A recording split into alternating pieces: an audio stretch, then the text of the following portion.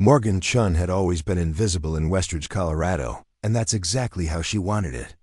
The small mountain town nestled between jagged peaks and endless sky was where everyone knew everyone's business except hers. For 8 years, she'd run Chen Aviation Services from a weathered hangar at the edge of the regional airport, fixing small aircraft and training pilots with hands that moved like they remembered something nobody else could see. Every morning before dawn, locals heard the same sound drifting from behind her facility, a precise engine roar that rolled through the valley like distant thunder. They called it Morgan's symphony, joking that she must be tuning spacecraft back there. If only they knew how close to the truth they were. Morgan was 38 but carried herself with the practiced composure of someone who had learned to disappear in plain sight. Her black hair was always pulled back in a neat ponytail, and her dark eyes held a watchfulness that made people hesitate before asking personal questions. She wore the same uniform every day: cargo pants, hiking boots, and a gray Henley under a well-worn flight jacket that she never fully zipped up. A thin scar ran along her right temple, barely visible beneath the edge of her hair, like a secret signature she couldn't erase. Before we jump back in, tell us where you're tuning in from, and if this story touches you, make sure you're subscribed, because tomorrow I've saved something extra special for you. The townspeople had theories about Morgan, of course. Some whispered she'd fled a difficult marriage. Others suspected she was hiding from corporate rivals after selling some revolutionary design. Old Frank at the diner swore she'd been some kind of test pilot, pointing to the way she analyzed the sky when storms gathered, eyes tracking invisible wind patterns that nobody else could see. But Morgan answered only what needed answering, maintaining an invisible barrier that said, "This far and no further." What they didn't know was what sat hidden in a reinforced basement beneath her hangar, concealed by sophisticated security systems and a hydraulic floor that didn't appear on any building plans. Inside that underground chamber, which required 3 separate biometric scans to access, was an experimental aircraft unlike anything civilian markets had ever seen, a modified X-56 multi-utility technology testbed that Morgan had reconstructed from salvaged components, enhancing its capabilities far beyond official specifications. The craft had no registration numbers, no identifying markings, but etched inside the cockpit in Morgan's precise handwriting was a single word: Dragonfly. Every Sunday evening when the hangar closed and the town settled into its weekend quiet, Morgan would descend to her underground workshop, power up Dragonfly systems, and run simulations through the night. Her hands would dance across the cutting-edge neural interface controls like they were greeting old friends, and for just a moment, the careful mask she wore would slip away. In those moments, she wasn't Morgan Chen, the flight instructor and mechanic. She was someone else entirely. On this particular Monday, dark clouds gathered on the horizon. Not just weather, but something that would shatter the quiet life she'd built. Morgan was calibrating Dragonfly's adaptive wing mechanism when she heard vehicles approaching, not local trucks. These had government-grade engines and moved with a synchronized precision that made her blood run cold. She quickly shut down. The systems activated the floor mechanism that concealed her secret hangar, and wiped her hands on a shop rag as 3 black SUVs pulled up outside. No license plates, tinted windows, government issue. 6 men in tactical gear established a perimeter, while a woman in a crisp blue Air Force uniform stepped out, surveying the area with the calculated gaze of someone who had found exactly what she was looking for. They didn't introduce themselves.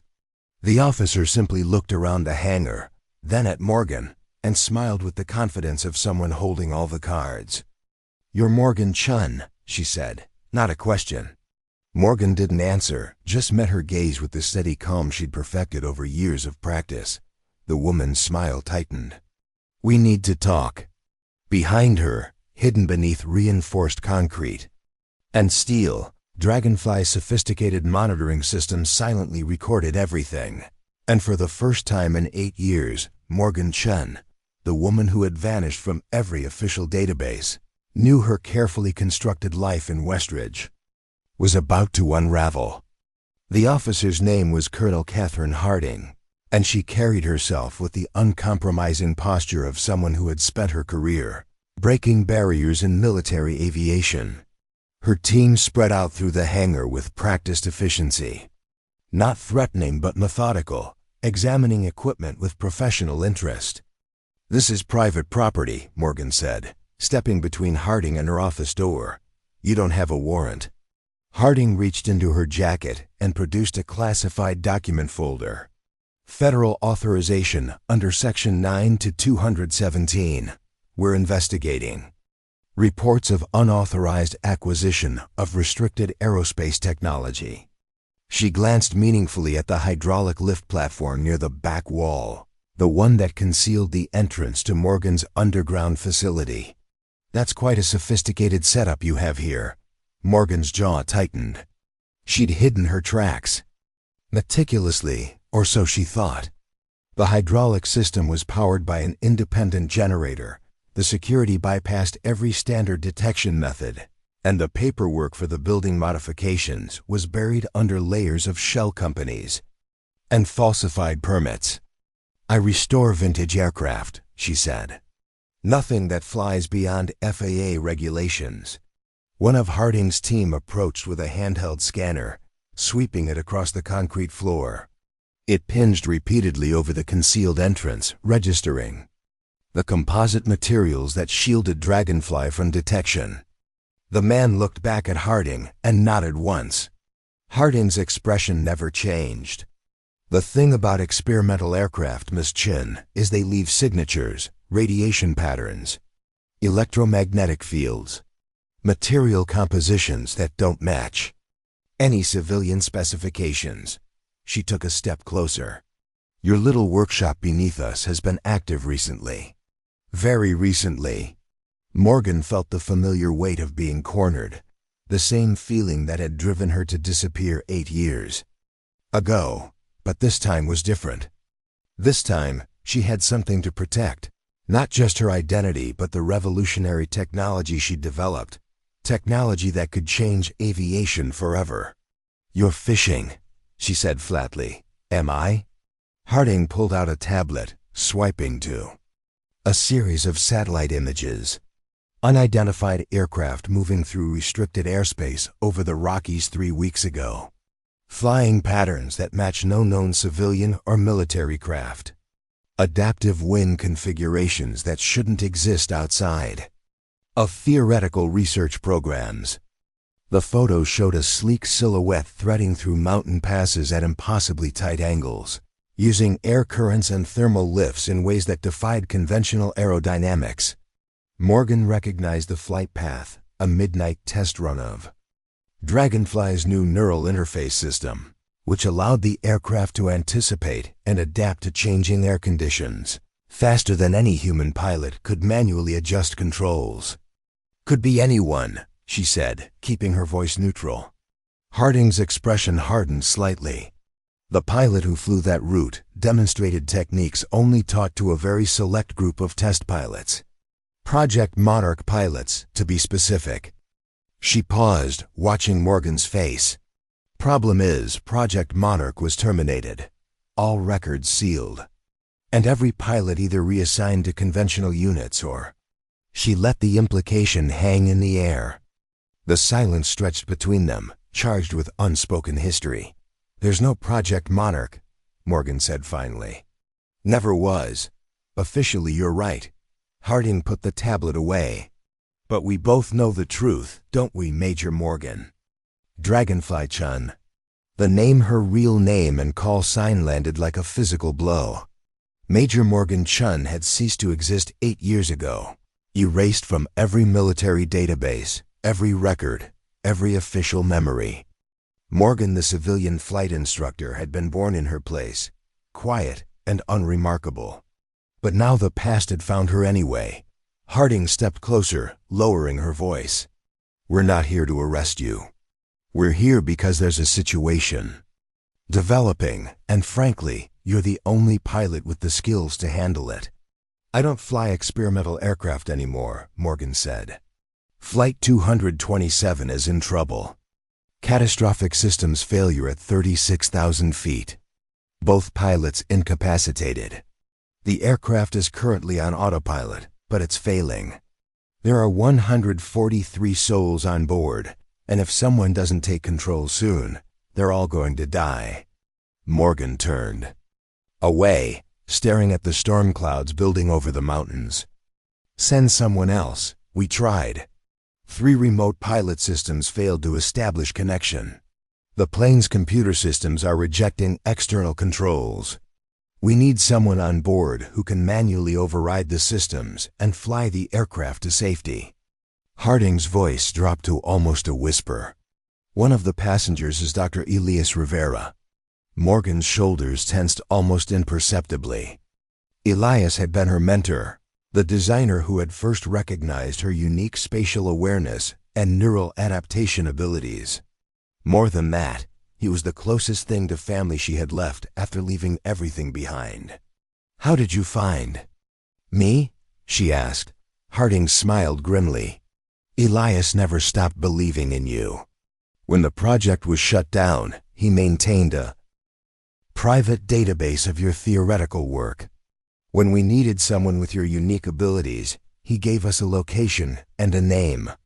Said to look for the woman who fixed planes by day and reinvented flight by night. Harding checked her watch. Flight 227 is 50 minutes from entering mountainous terrain. Their automated systems are degrading rapidly. We have a helicopter waiting to take you to the intercept point. She handed Morgan a classified file. Everything you need to know is in here. Your choice, but if you don't come, a lot of good. People die. As the SUVs disappeared down the access road, Morgan stood alone in the growing storm. Inside the hangar, her secure terminal blinked with incoming encrypted data about Flight 227 system's failure.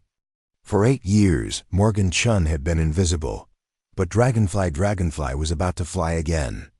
Preparing and narrating this story took us a lot of time, so if you are enjoying it, subscribe to our channel. It means a lot to us. Now back to the story. Morgan stood in the hangar for 15 minutes after Harding's team left, staring at the classified file like it was a ticking bomb. The storm outside intensified, rain lashing against the metal roof and sheets. The radio on her workbench crackled with aviation weather alerts, severe turbulence, wind shear.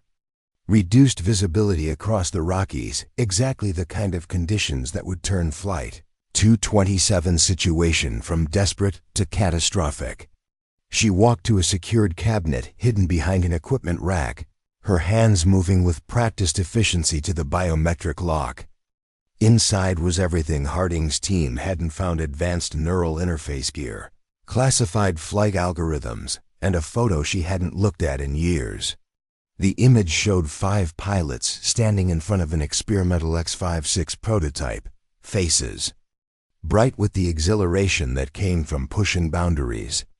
In the center, looking younger and unburdened, was Morgan herself. Beside her stood Elias Rivera, then a brilliant aerospace engineer who had revolutionized adaptive flight surfaces and human-machine neural interfaces. She'd promised him once that his designs would change aviation forever, making flight safer and more intuitive than anyone had thought possible. Then the military had taken control of Project Monarch, shifting its focus from civilian applications to weapon systems, and everything had fallen apart. The encrypted satellite phone in the cabinet buzzed once, a message on the emergency frequency that only 2 people in the world knew existed. Morgan's fingers trembled slightly as she powered it up. The message was simple: systems failing. Need you. Follow coordinates. Timer critical. Elias was alive on that plane, struggling to keep 142 other souls airborne with whatever engineering jury-rigging he could manage, but even his genius had limits. Morgan grabbed her flight jacket and a small case containing the neural interface. Crown a technology so advanced it looked like a simple headset to the untrained eye, but actually created a direct connection between a pilot's neural patterns and an aircraft's control systems. The military helicopter Harding had mentioned was already waiting on the tarmac outside, rotors turning against the worsening storm. As Morgan approached, the side door slid open to reveal Colonel Harding herself sitting in the co-pilot's seat. "Changed my mind," Harding shouted over the rotor noise. Morgan didn't answer, just climbed aboard and secured herself into a jump seat. As they lifted off into the turbulent sky, she studied the detailed briefing on Flight 227 situation. The commercial airliner had suffered a catastrophic computer malfunction followed by what appeared to be a cascading electrical failure. Both pilots had been incapacitated when the environmental control system malfunctioned, flooding the cockpit with smoke. The plane was currently flying on partial autopilot, but its navigational systems were degrading rapidly. "How exactly am I supposed to land a failing airliner?" Morgan asked, looking up from the report. Harding passed her a secure tablet. "We're going to get you onto that plane. Air Force Pararescue will drop you in through the rear service hatch while both aircraft are in synchronized flight." Morgan stared at her. "That's insane. The turbulence alone makes that a suicide mission. We've calculated the approach vectors. The storm creates a narrow corridor of relatively stable air that both aircraft can utilize for approximately 90 seconds. That's your window." Morgan continued reading the technical specifications. The neural interface crown in her possession was compatible with the airliner's fly-by-wire systems, but establishing the connection would require physically accessing the main avionics bay. "This is a commercial aircraft, not an experimental testbed," Morgan said. "The neural interface won't." "Elias modified it," Harding interrupted. "Before the project was shut down, he integrated a version of the interface technology into several commercial systems as a backup safety protocol. This particular aircraft is one of them." Morgan looked out the helicopter's window at the storm clouds swirling around them. The winds were intensifying, creating violent updrafts that made the helicopter shudder despite the pilot's skilled handling. "Even if I get on board, land in these conditions, with failing systems and mountains on all sides." Morgan shook her head. "You're asking for a miracle." Harding's expression was grim. "I'm asking for Dragonfly." The pilot who once landed an experimental aircraft with complete electrical failure in a whiteout blizzard. The pilot who could feel air currents before instruments registered them. "That was a different lifetime," Morgan said quietly. "Those people on that plane don't have another lifetime," Harding replied. "Elias believes in you. He always has." The helicopter banked sharply, heading directly into the heart of the storm. Through breaks in the cloud cover, Morgan caught glimpses of the rugged mountain terrain below, unforgiving peaks and narrow valleys that offered no margin for error. The pilot's voice came through their headsets. "Intercept in 20 minutes. Conditions deteriorating rapidly." Morgan closed her eyes, reaching back to skills she had deliberately buried for 8 years. The neural interface crown in her case wasn't just technology. It was an extension of her consciousness, a way of merging with an aircraft until the boundary between human and machine blurred. Project Monarch had selected her because her brain processed spatial information differently, a rare neurological condition that most people would consider a disability, but that made her uniquely suited to the neural interface. When connected, she didn't just fly an aircraft. She became it, feeling every air current, every stress on the airframe as if it were her own body. The military had wanted to weaponize that ability. She had refused and disappeared rather than allow her gift to become a tool for destruction. Now that same ability might be the only thing that could save 143 lives. Morgan opened her eyes. "I'll need full access to their avionics systems and direct communication with any engineers on the ground who understand that specific aircraft model." Harding nodded. "Already arranged." We have Boeing technical specialists standing by." "And after this is over?" Morgan asked. "What happens to me?" Harding met her gaze directly. "That depends on how things play out. But I can promise you this Project Monarch remains officially decommissioned. Your work with the neural interface technology will be classified as a civilian emergency response. Beyond that," she shrugged, "people with your skills are rare, Morgan. The world needs pilots who can do the impossible, now more than ever." The helicopter pilot's voice cut through their conversation. "Visual contact with Flight 227. 2 minutes to intercept position." Through the storm clouds ahead, Morgan caught her first glimpse of the airliner, a Boeing 787 Dreamliner flying unnaturally level despite the turbulence. Its movement suggesting the struggling autopilot was fighting to maintain stability. "Autopilot is compensating, but those movements are getting jerky," Morgan observed. "Systems degrading fast." She reached for the neural interface crown, removing it from its protective case. The device looked deceptively simple, a lightweight headset with specialized contact points that aligned with specific regions of the brain.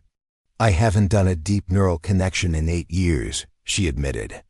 "There's a risk of neural feedback if I'm not properly calibrated." Elias included calibration protocols in the briefing data, Harding said, indicating the tablet. He thought of everything. Of course he did. Elias had always been 10 steps ahead, planning for contingencies nobody else could foresee. It was what had made him both a brilliant engineer and a dangerous man to those who preferred predictable, controllable weapons. The helicopter pilot's voice came through again, tense but professional. "Approaching drop window. Synchronizing. Flight path with airliner. Rear service hatch should be visible on approach." Morgan secured the neural interface crown in her equipment bag and moved toward the helicopter's side door. A pararescue specialist helped her into a specialized harness designed for mid-air transfers. "Remember, you'll have approximately 90 seconds in the stable air corridor," the specialist explained. "After that, turbulence makes the approach too dangerous." Morgan nodded, feeling the familiar calm that always preceded her most dangerous flights. Time seemed to slow, her senses sharpening as her mind shifted into the heightened awareness state that had made her Project Monarch's top pilot. The helicopter door slid open, revealing the airliner flying in parallel less than 50 feet away. Rain lashed between the two aircraft, and wind buffeted the helicopter despite the pilot's expert handling. Through the driving rain, Morgan could see the airliner's rear service hatch, a small emergency access point designed for ground maintenance, never meant to be used in flight. "Ready?" the pararescue specialist asked.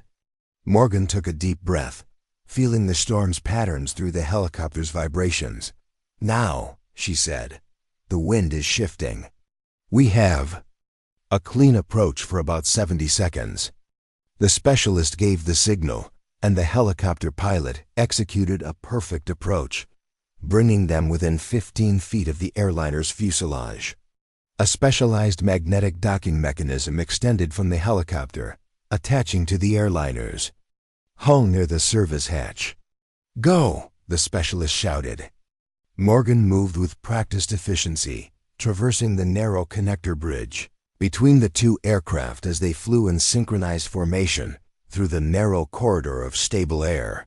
The wind howled around her, trying to tear her away from the tenuous connection, but her body remembered things her conscious mind had tried to forget: how to move in three-dimensional space, how to anticipate turbulence before it hit.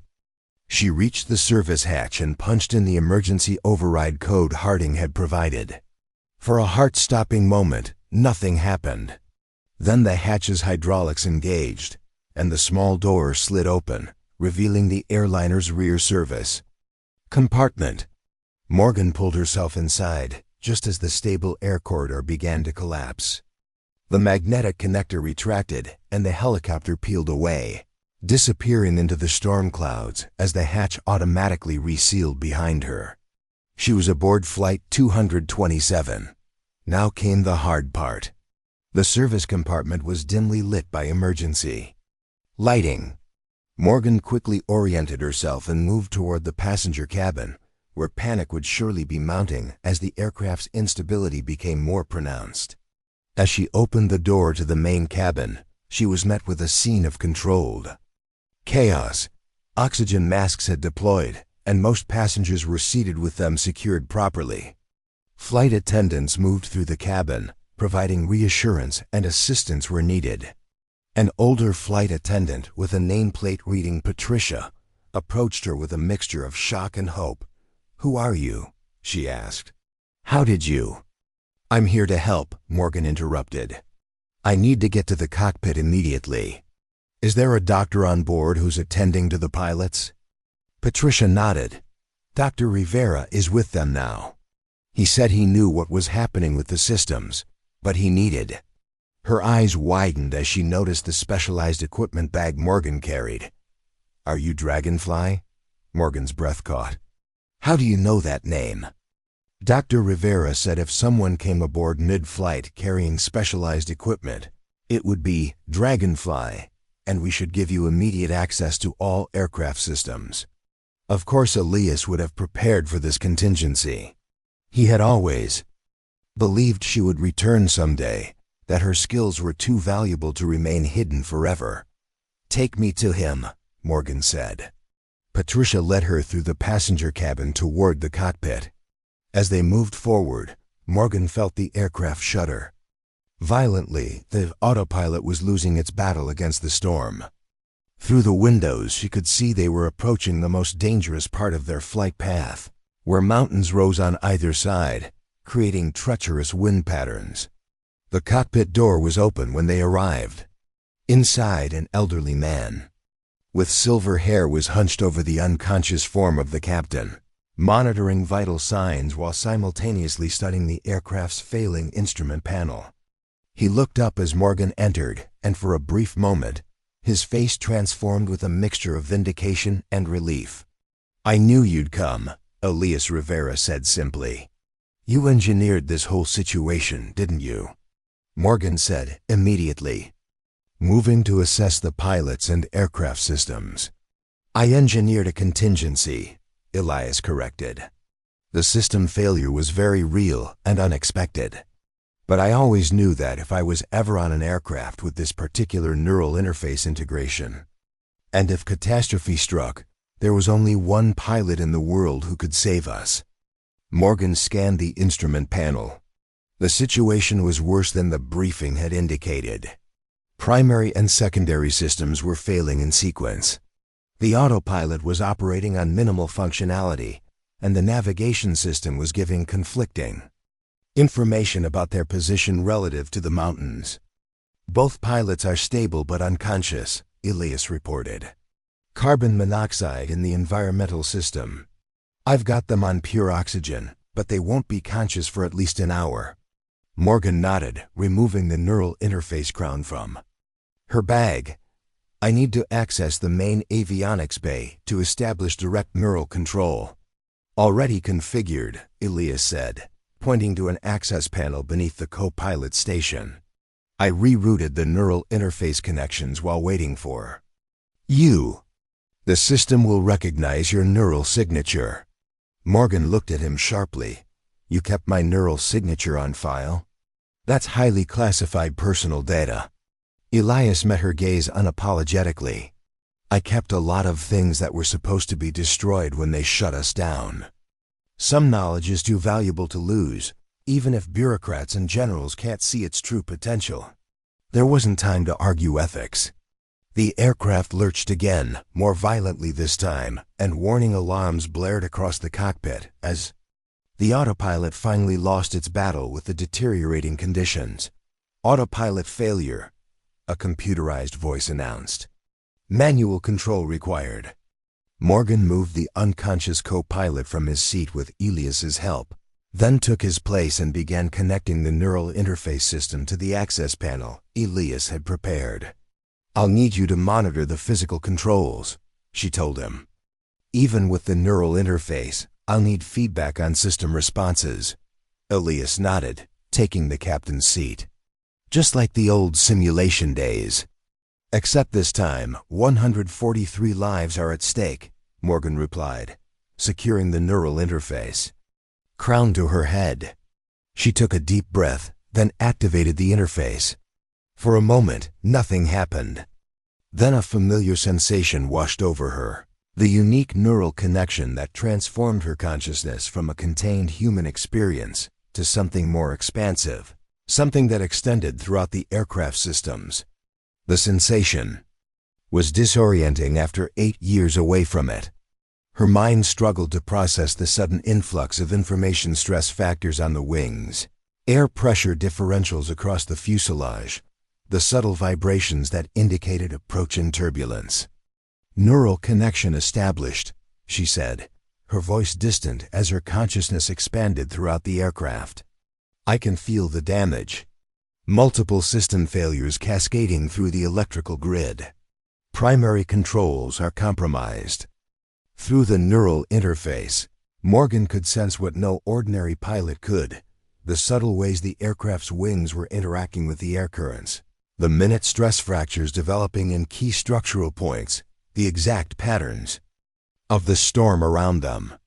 She took manual control, her hands resting lightly on the physical yoke, while her mind directly communicated with the aircraft's fly-by-wire systems. The plane responded immediately, stabilizing its flight path despite the turbulence. It's working, Elias said, watching the instruments with amazement. You're actually flying by neural command.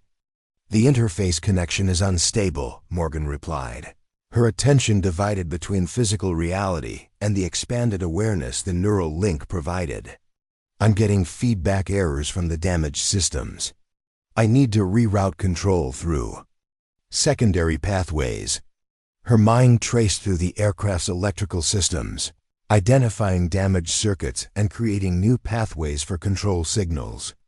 It was like performing delicate surgery while riding a roller coaster, requiring absolute precision amid constant motion. Nearest emergency landing site? She asked Elias. He checked the navigation system. Denver International is closest. But with this weather and the mountain terrain between us. He shook his head. Every approach vector is compromised by either the storm or the system failures. Morgan absorbed this information, feeling through the neural interface how the aircraft responded to each adjustment she made. The 787 Dreamliner was an extraordinarily sophisticated machine, but its systems weren't designed for the kind of direct neural piloting she was attempting. We need to create our own approach vector, she said. One that works with the storm patterns rather than fighting them. Through the cockpit windows, she could see they were entering the most dangerous section of their flight path, a narrow corridor between towering mountain peaks, now obscured by storm clouds and driving rain. Conventional instruments couldn't provide reliable guidance through such conditions, but Morgan's neural connection allowed her to sense air currents and pressure differentials that no instrument could detect. I'm going to use the mountain wind patterns, she announced. The storm is creating predictable updrafts and downdrafts between the peaks. If I time it correctly, we can ride those air currents to reduce stress on the damaged systems. Elias looked at her with concern. That's theoretically possible, but the precision required is exactly what the neural interface was designed for, Morgan finished. This is what I was trained to do, Elias. This is why you brought me here. She closed her eyes, deepening the neural connection until the boundary between herself and the aircraft blurred completely. She was no longer Morgan Cheen sitting in a cockpit.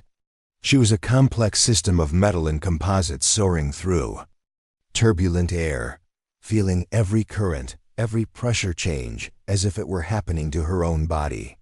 Through this expanded awareness, she could perceive patterns in the storm that would be invisible to conventional instruments. Between the mountain peaks, powerful thermal updrafts were creating corridors of relatively stable air temporary pathways that appeared and disappeared like ephemeral rivers in the sky. I see it, she whispered. "There's a way through." Morgan banked the aircraft into a maneuver that no conventional pilot would attempt, deliberately flying toward what appeared to be more turbulent air, but which her neural senses told her contained a stable corridor that would carry them safely past the mountains. The passengers felt the sudden change in direction, and worried murmurs spread through the cabin. Patricia, the senior flight attendant, entered the cockpit with concern etched on her face. "What should I tell the passengers?" she asked. "Tell them we're taking a specialized approach to avoid the worst of the storm," Elias suggested. "And that we have an expert pilot at the controls."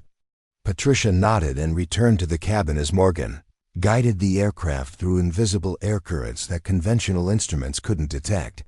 The neural interface allowed her to anticipate turbulence seconds before it occurred, adjusting the aircraft's position with microscopic precision to minimize stress on the damaged systems. "Denver ATC is tracking us," Elias reported, monitoring the communication system. "They're questioning our flight path. It doesn't match any approved approach vector. Tell them we're flying the specialized emergency approach due to systems failure," Morgan replied, her attention focused on maintaining the delicate balance between the aircraft's capabilities and the storm's patterns. "Request emergency landing clearance and full emergency response teams on the ground." As they cleared the mountain range, a new challenge presented itself. The Denver approach required navigating through layers of weather systems, each with its own turbulence patterns and wind shears. Conventional landing would be nearly impossible with their compromised systems. "Attempting a standard approach will overstress our remaining systems," Morgan said, processing information through the neural interface faster than any human pilot could through instruments alone. "We need to create a custom glide path that minimizes control surface usage." "A modified power-off approach?" Elias asked, understanding immediately what she was suggesting. Morgan nodded. "Similar to what I developed for the X-56 emergency landing protocols. We'll use gravity and air currents to control our descent rather than relying on the damaged electrical systems." It was an unorthodox approach that violated standard commercial aviation procedures, but their situation was far from standard. Through the neural interface, Morgan could feel the aircraft's remaining systems struggling to maintain basic functions. Any conventional landing attempt would likely trigger complete electrical failure.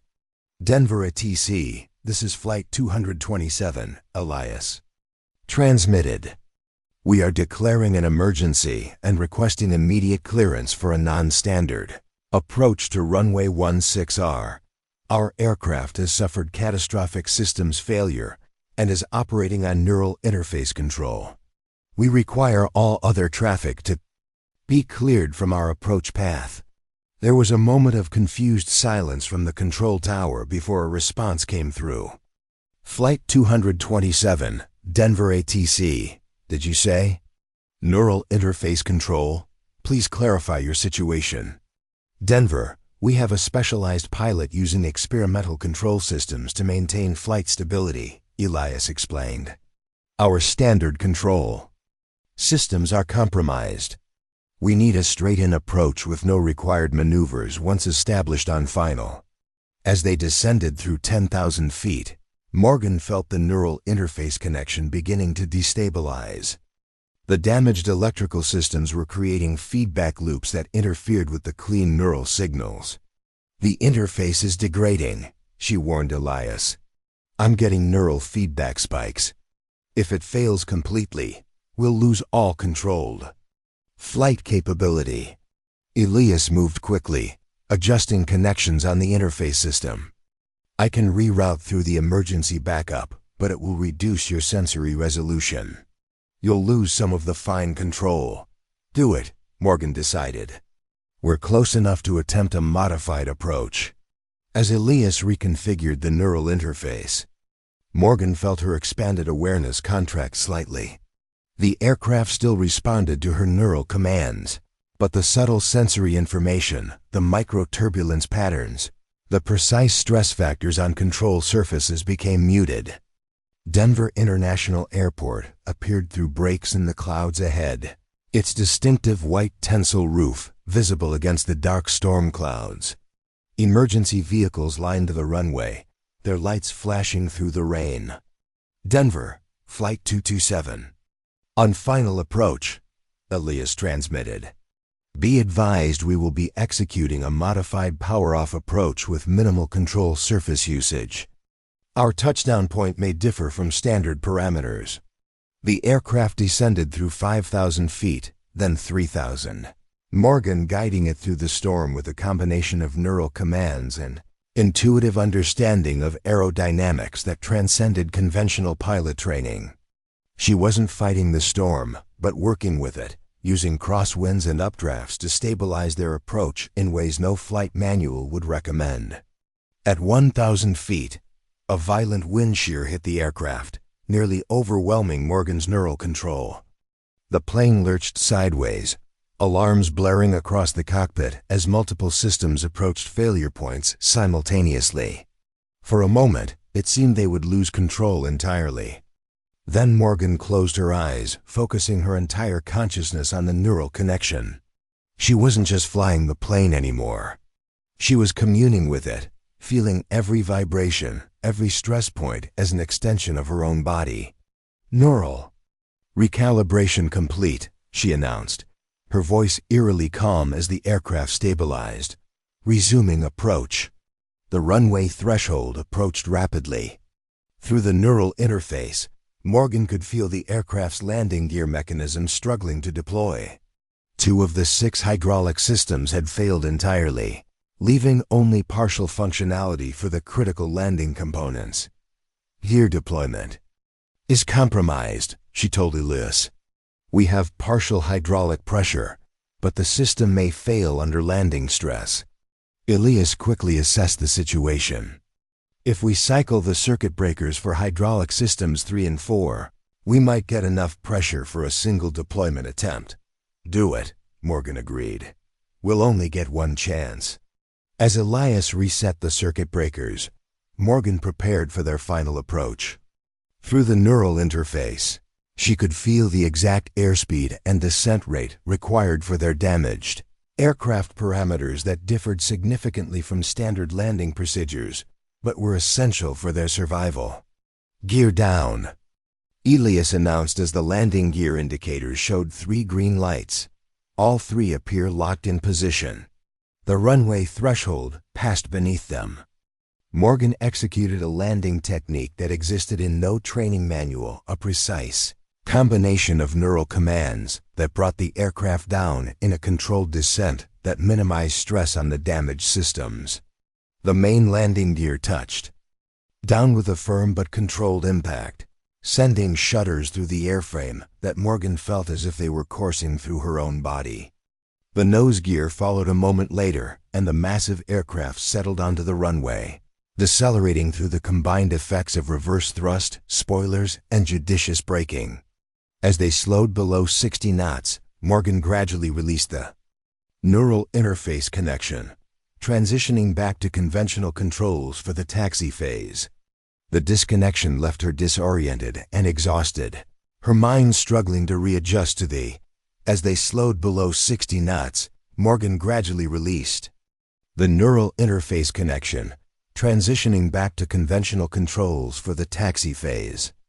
The disconnection left her disoriented and exhausted, her mind struggling to readjust to the limitations of human perception after experiencing the expanded awareness the interface provided. Emergency vehicles surrounded the aircraft as it came to a complete stop on the runway. Inside the cabin, spontaneous applause broke out as passengers realized they had survived what should have been an unsurvivable situation. "How are you feeling?" Elias asked, studying Morgan's face with professional concern as she removed the neural interface crown. "Like I've been torn in half and stitched back together," she admitted, massaging her temples where the interface contacts had left faint red marks. "I'd forgotten how intense the neural separation can be." Elias nodded. The human brain isn't designed to process that much sensory information simultaneously. It's why so few pilots could handle the interface without experiencing psychosis. Morgan looked at him, a question forming that had bothered her for 8 years. Is that why they shut us down? The neural degradation in the test pilots? Before Elias could answer, emergency personnel were boarding the aircraft. Medical teams moved quickly to assess the unconscious pilots while airport security and federal agents established a perimeter around the plane. CapCut TTS Script Colonel Harding was among the first to board, moving directly to the cockpit where Morgan sat slumped in the co-pilot's seat, physically and mentally drained from the neural piloting. That was the most extraordinary landing I've ever witnessed, Harding said, her professional composure momentarily replaced by genuine awe. You flew that aircraft in ways that defy every established protocol. The neural interface allows for instinctive integration with aircraft systems. Morgan replied, her voice hoarse with fatigue. It's not about breaking rules, it's about transcending them. Harding nodded. That's exactly why we need to talk. Not here, though. She glanced meaningfully at the growing crowd of emergency responders and officials gathering around the aircraft. We've arranged secure transportation to Peterson Air Force Base. Dr. Rivera will accompany us. Morgan tensed. I'm not going back into military custody. Not custody, Harding corrected. Consultation. What you just accomplished changes everything. We thought we knew about the future of aviation safety. But there are complications we need to discuss privately. The look that passed between Harding and Elias suggested they shared information Morgan wasn't privy to, something beyond the emergency landing she'd just performed. What aren't you telling me? Morgan asked. Elias placed a hand on her shoulder. Flight 227 system's failure wasn't an accident, Morgan. It was deliberately induced. Someone wanted this plane to crash, and they specifically targeted an aircraft with neural interface integration. The implication hit Morgan like a physical blow. Someone knew about the classified technology hidden in civilian aircraft. Someone knew enough to target it specifically. We need to move now, Harding said, her tone shifting to urgency. The people behind this will realize their attempt failed when news of the landing breaks. Your identity may already be compromised. 40 minutes later, Morgan found herself in a secure briefing room at Peterson Air Force Base, still wearing her civilian clothes but surrounded by the military environment she had fled 8 years ago. The neural interface crown sat on the table before her, its sophisticated technology looking deceptively simple under the harsh fluorescent lighting. Across from her, Colonel Harding and Elias sat with a third person Morgan didn't recognize. A man in his early 50s wearing the uniform of an Air Force general with intelligence branch insignia. Major Chen, the general began. I'm not a major anymore, Morgan interrupted. I was officially discharged 8 years ago. The general smiled thinly. Your discharge was administrative cover. Officially, you've been on deep cover assignment for Project Horizon, a classified continuation of Monarch's Neural Interface Development Program. Morgan looked at Elias in disbelief. You kept the program running? After everything that happened? Elias had the grace to look uncomfortable. Not the military applications. We redirected the research towards civilian safety systems. Exactly what you and I originally intended. The neural interface technology you just used to save Flight 227 is the direct result of that work. Which brings us to our current situation. Harding interjected. 6 months ago, classified information about Project Horizon was compromised. Someone has been systematically targeting aircraft equipped with neural interface systems. The general activated a wall screen displaying a map with 5 points marked in red. 5 incidents in the past 3 months. All appeared to be standard mechanical failures or pilot error, but our investigation indicates deliberate sabotage, targeting the neural interface integration. Flight 227 was the first where we had advance warning, Elias added. An encrypted message was intercepted that contained specific details about the planned system failure. Why? Morgan asked. What's the motive? That's what we need to determine, the general replied. Industrial espionage is one possibility. Several aerospace corporations would pay billions for the neural interface technology. Terrorism is another, though the pattern doesn't fit standard terrorist methodologies. Our primary theory, Harding sighed, is that someone wants to discredit the neural interface technology before it becomes widely implemented in commercial aviation. Morgan processed this information, her mind making connections they might have missed. The neural interface would make aircraft vastly safer in emergency situations, but it would also make them virtually impossible to hijack conventionally. Someone who profits from aviation vulnerability would have significant motive to ensure the technology never reaches widespread adoption. Elias looked at her with familiar admiration. Your mind still works the same way, always seeing patterns others miss. Which is exactly why we need your help, the general concluded.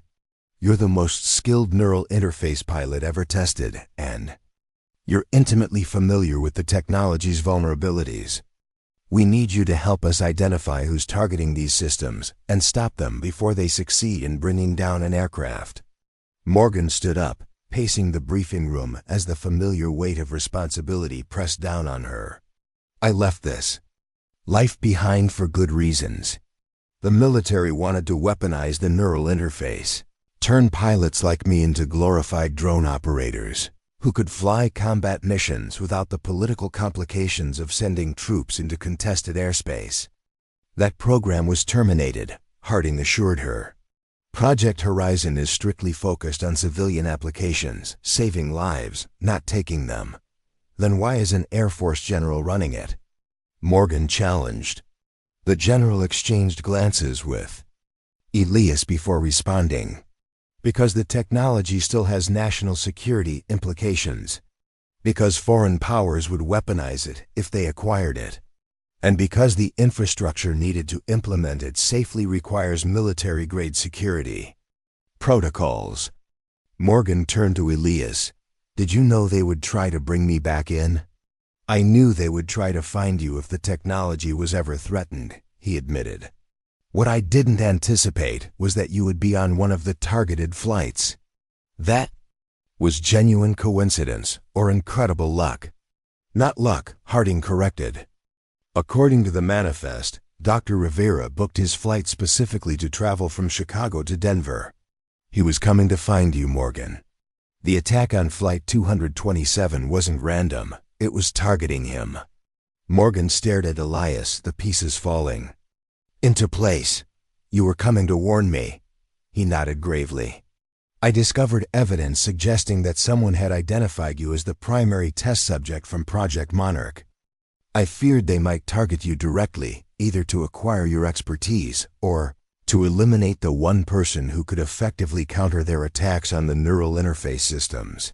So I didn't just happen to be on a flight that was attacked, Morgan said, the implications sinking in. I was deliberately placed in the impossible situation of having to use the neural interface to save the plane. They wanted to expose you, Harding confirmed. Force you to reveal your abilities publicly.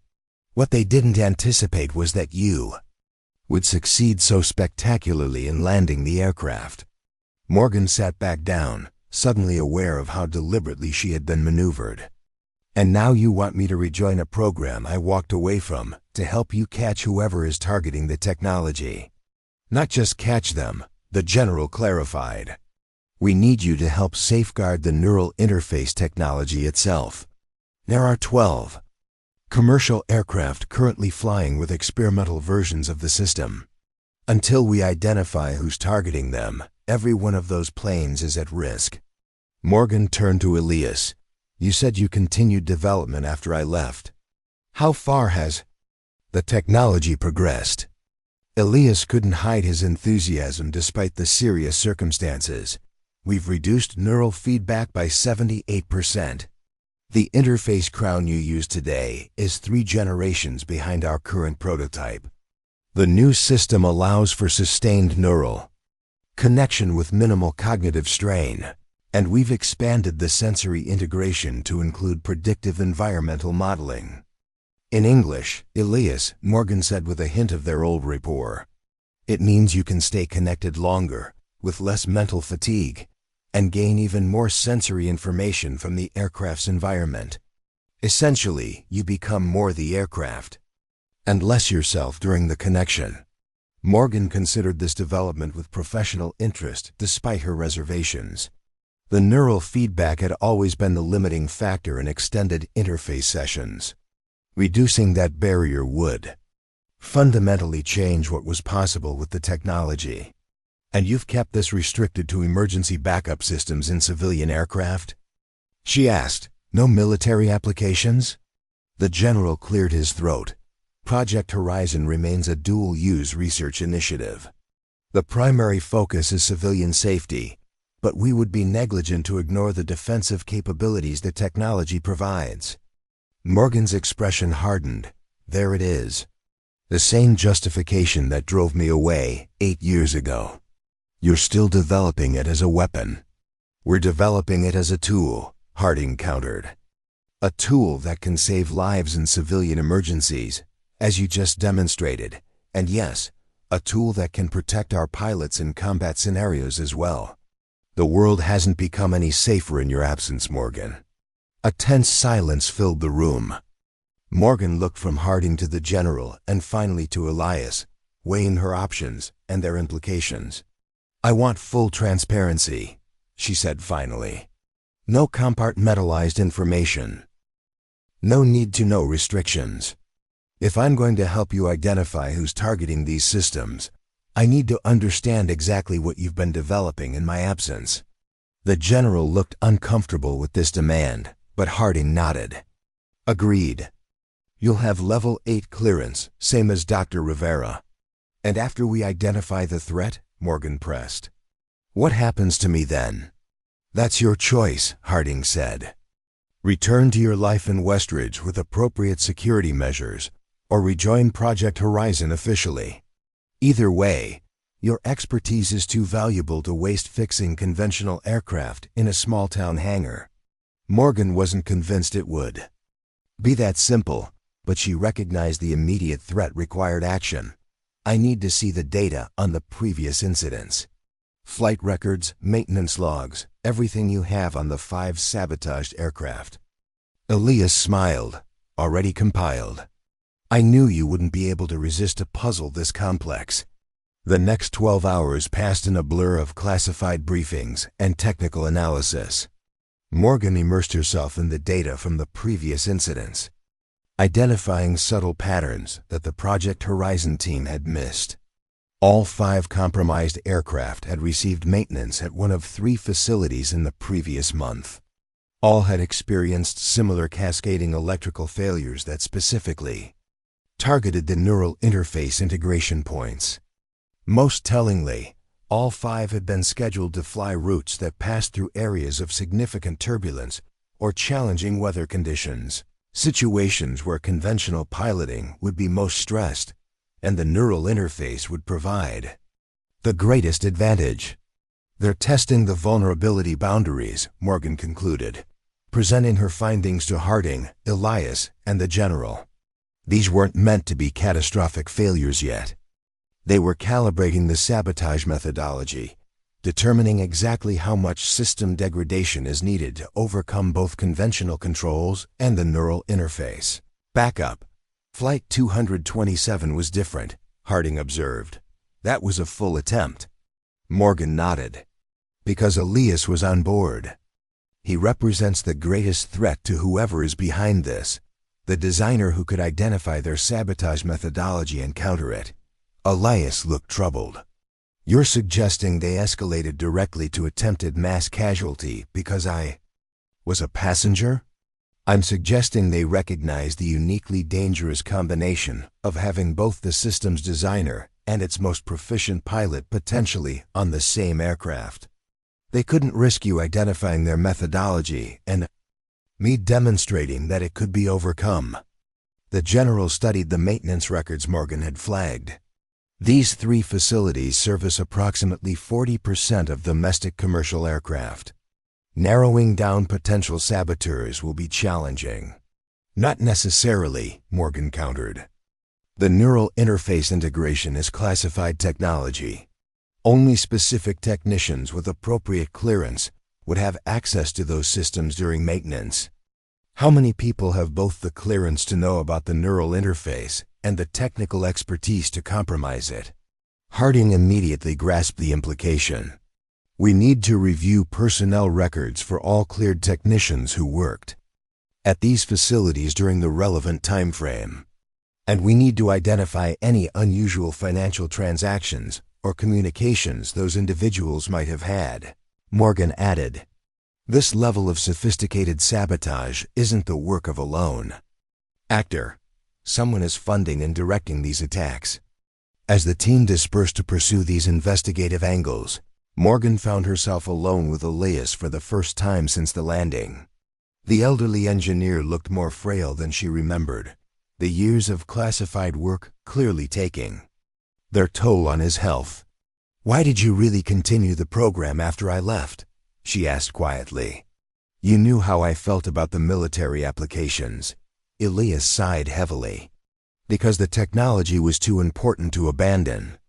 Because I truly still believe that the neural interface will revolutionize human-machine interaction in ways that save countless lives. And the military aspect was the compromise I had to make to keep the civilian research funded," he admitted. "The neural interface is expensive technology, Morgan. Without Defense Department backing, it would have died in a filing cabinet of abandoned projects." Morgan understood the pragmatic logic, even if she didn't agree with the compromise. "How much have you tested the current prototype? The one with reduced neural feedback?" "Extensively in simulations," Elias replied. "But we've never had a pilot with your level of neural compatibility to test it in actual flight conditions." Morgan recognized the unspoken request. "You want me to test it?" "I want you to experience what we've accomplished," he corrected. "Whether you decide to help us further or walk away again, you deserve to see how your groundbreaking work has evolved." Before Morgan could respond, Harding returned with a tablet displaying personnel files. "We've identified 17 technicians with appropriate clearance who worked at all 3 maintenance facilities during the relevant time frame. 3 show unusual financial transactions through offshore accounts." Morgan reviewed the files, focusing on the technicians' professional backgrounds. One name caught her attention immediately. Marcus Vega, former avionics specialist with Northrop Grumman's Advanced Systems Division. "What about him?"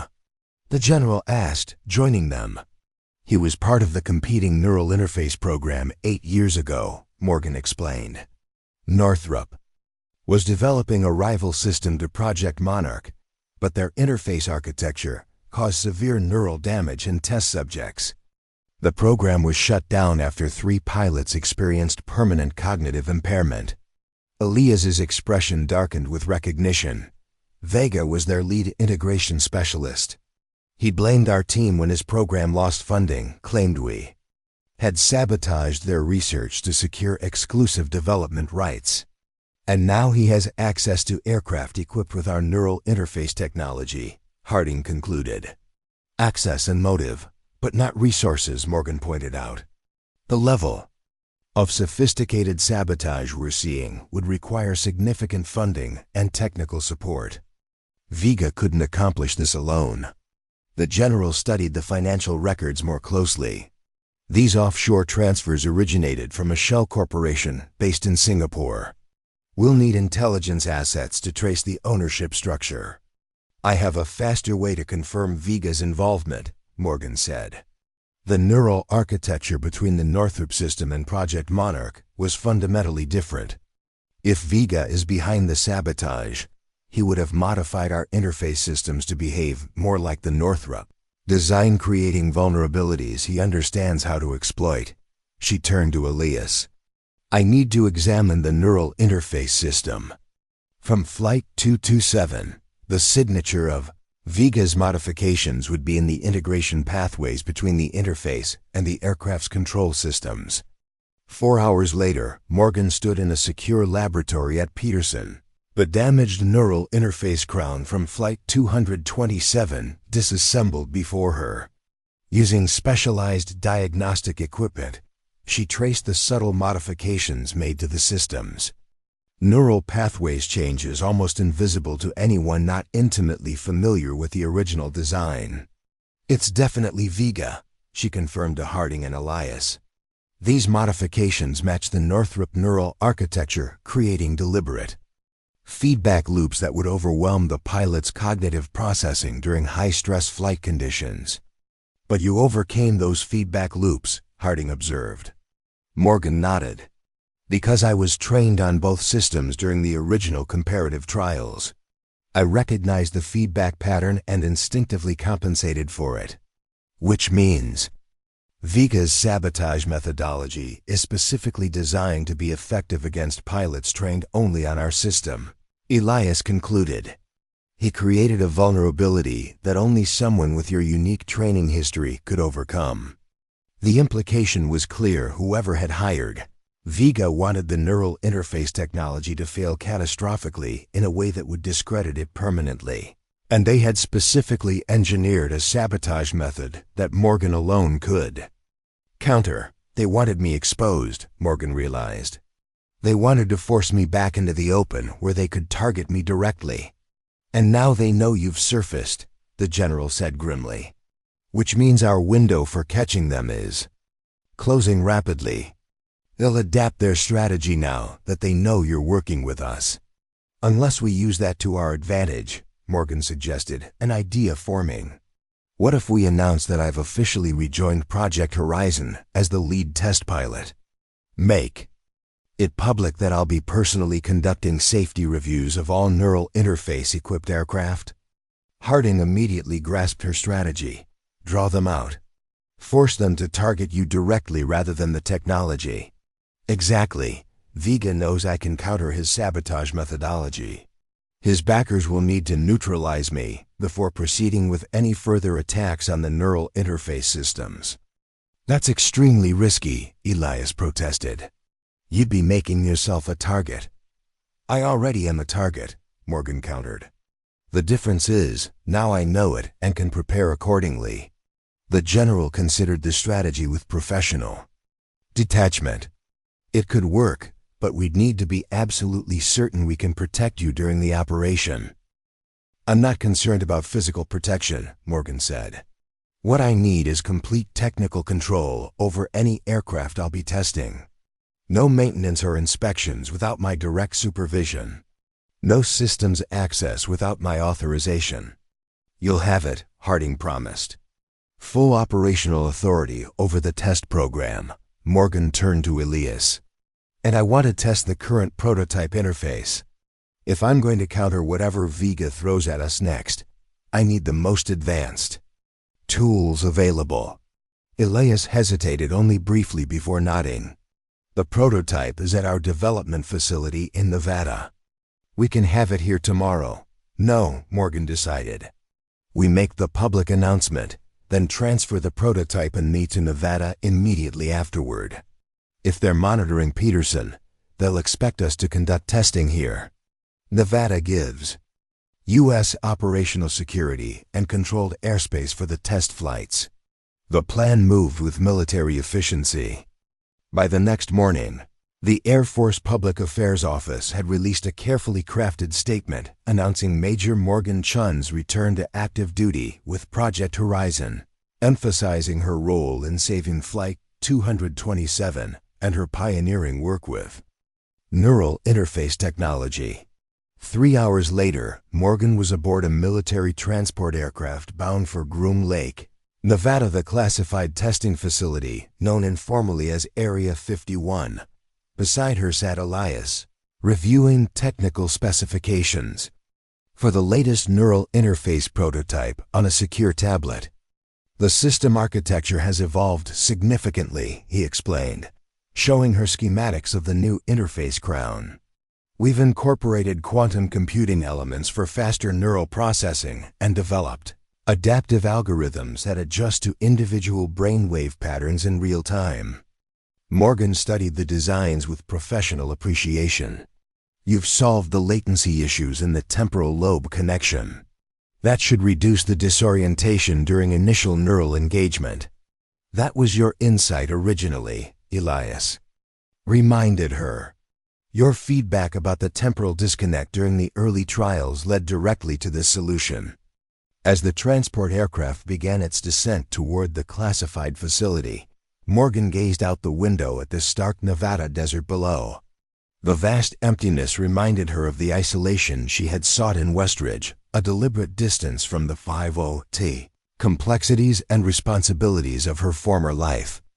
Do you ever regret walking away? Elias asked, following her gaze. Morgan considered the question carefully. I regret that the technology was militarized against my wishes. I regret that my work could potentially be used to make killing more efficient rather than making flying safer. She turned to face him directly. But I don't regret protecting my own autonomy. The neural interface changes you, Elias. Each time you connect, the boundary between human and machine blurs a little more.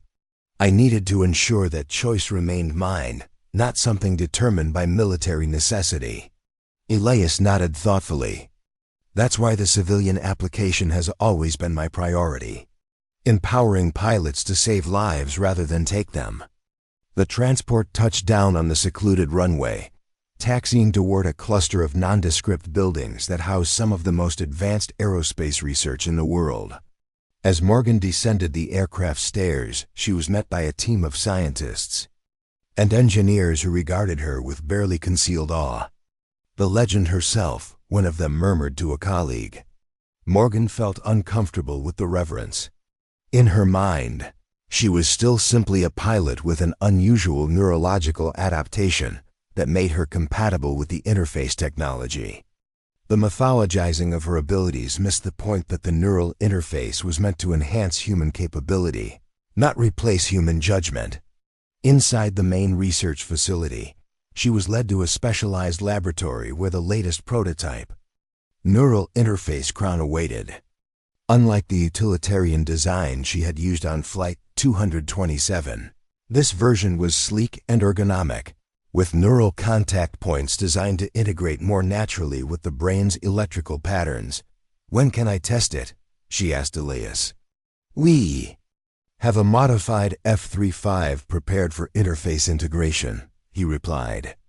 But I'd recommend at least 24 hours of simulation training before attempting an actual flight. The new system is more intuitive but also more immersive. The sensory input is considerably more intense. Morgan nodded her agreement, though part of her was eager to experience the enhanced capabilities immediately. The scientist in her understood the importance of methodical preparation, but the pilot in her wanted to feel the expanded awareness that only came with actual flight.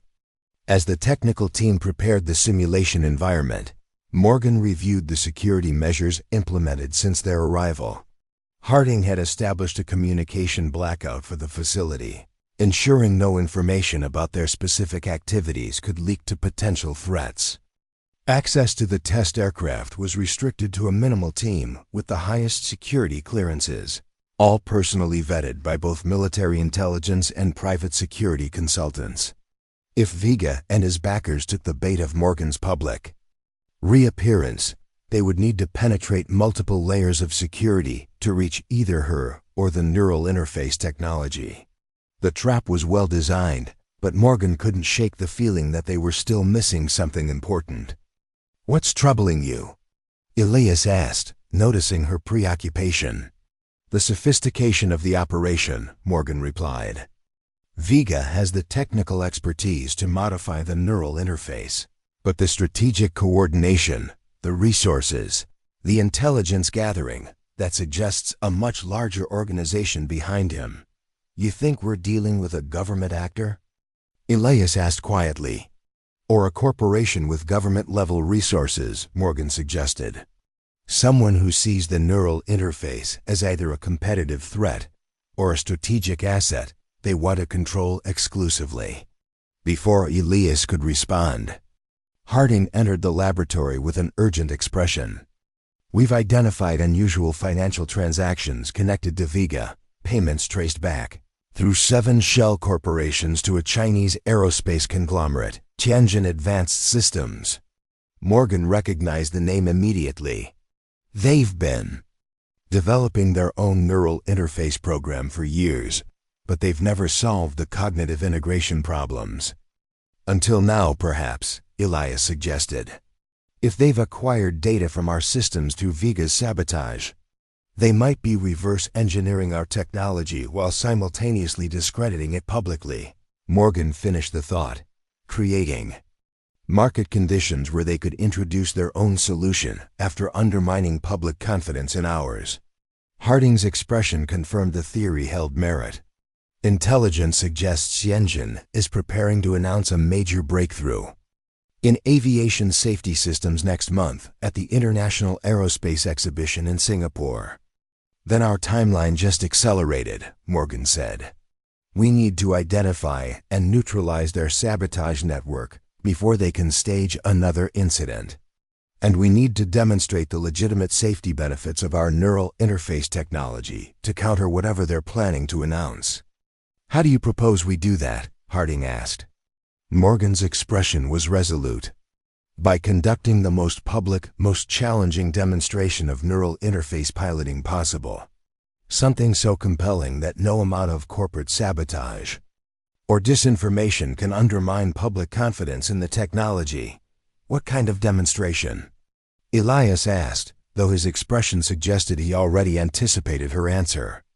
A rescue mission, Morgan said. A situation where conventional piloting would fail, but neural interface control could succeed. And we need to ensure that Vega and his Tianjin backers know about it in advance, tempting them to make one final attempt to discredit the technology while simultaneously exposing their operation. You're suggesting we deliberately create a high-stakes scenario as bait, Harding said, her tone indicating both admiration and concern for the boldness of the strategy. Morgan nodded. Something too public, too important for them to ignore. Something that forces them to reveal themselves while demonstrating beyond any doubt that the neural interface technology saves lives. As the team began formulating this audacious plan, Morgan felt the weight of responsibility settling over her once again. She had walked away from this life 8 years ago to protect her autonomy and ensure her unique abilities wouldn't be weaponized. Now she was voluntarily stepping back into the spotlight, deliberately making herself a target to protect the technology she had helped create. The irony wasn't lost on her. In trying to disappear, she had ultimately made herself more valuable, the one pilot whose neural compatibility and specialized training could counter the sabotage threatening both the technology and innocent lives. As preparations for the simulation training continued around her, Morgan's thoughts returned to her quiet hangar in Westridge and the simple life she had built there. Whether she would ever return to that existence remained uncertain, but one thing was clear: the woman who had spent 8 years hiding from her exceptional abilities was gone. In her place stood someone who had finally accepted the responsibility that came with being unique, even if that meant becoming visible again. The morning of the demonstration dawned clear and cold over the Nevada desert. Morgan stood on the observation deck of the research facility, watching the sunrise paint the mountains in shades of gold and crimson. After 3 days of intensive simulation training with the prototype neural interface, today would be her first actual flight test, a carefully orchestrated event designed to draw out Vega and his backers while simultaneously proving the technology's life-saving potential. Beautiful morning for making history, Elias said, joining her at the railing. Despite his professional composure, she could see the nervous energy in his movements, the way his fingers tapped restlessly against his coffee mug, or for springing. A trap, Morgan replied, her gaze shifting to the modified F-35 being prepared on the runway below. Unlike standard military versions, This aircraft had been specially adapted for the neural interface, its avionics reconfigured to maximize the symbiotic relationship between pilot and machine. Both, hopefully, Elias acknowledged. Intelligence confirms Vega accessed our announcement about today's demonstration. If Tianjin wants to discredit the technology before their Singapore reveal, this is their last best chance. Morgan nodded, her expression resolute. Then let's make sure they fail spectacularly. The plan they had developed was audacious in its simplicity. A simulated rescue mission in the Sierra Nevada mountains, a small aircraft supposedly crashed in terrain. Too dangerous for conventional search and rescue operations. Morgan would pilot the neural interface-equipped F-35 through narrow canyons and unpredictable mountain winds to reach the crash site, demonstrating capabilities impossible with standard flight controls. What made the demonstration uniquely compelling was that it would be broadcast live to aviation authorities, airline executives, and safety regulators worldwide. If successful, it would establish the neural interface as the most significant aviation safety advancement in decades. Of course, the crashed aircraft was actually a remotely piloted drone strategically positioned by their team. The real target was Vega and whoever else might attempt to sabotage the demonstration. Security team reports all systems clear. Harding informed them, approaching with a tablet displaying real-time surveillance data. Perimeter sensors show no unauthorized access attempts, and all maintenance personnel have been triple vetted. What about communications? Morgan asked. Any unusual signals or attempted system penetrations? Harding shook her head. Nothing yet. Either they're being extremely cautious, or they're planning something we haven't anticipated. Morgan's instincts told her it was the latter. Vega was too skilled, and his backers too resourceful, to attempt something obvious like physical sabotage or a cyber attack on the test aircraft systems. They would have developed a contingency strategy, something specifically designed to counter the enhanced security measures surrounding today's demonstration. I want one final physical inspection of the aircraft, Morgan decided. Not just the interface systems, but every component. If they can't get to the neural interface directly, they might target something seemingly unrelated that could compromise flight safety. Harding nodded. I'll have the engineering team conduct a complete sweep immediately. As they prepared to leave the observation deck, Elias touched Morgan's arm lightly. There's something you should know before the flight, he said, his expression unusually serious. The prototype interface you'll be using today has capabilities we haven't fully discussed. Morgan felt a flicker of concern. What kind of capabilities? Enhanced neural integration, Elias explained. The quantum computing elements allow for a level of aircraft pilot synthesis beyond anything we achieved with the original system. In simulations, test subjects reported a phenomenon we've termed boundary dissolution, the temporary perception that the distinction between pilot and aircraft becomes functionally non-existent. Morgan stared at him. You're talking about complete neural immersion. The subject doesn't just control the aircraft. They experientially become it. Elias nodded. Precisely. The cognitive effect is temporary and reverses completely upon disconnection.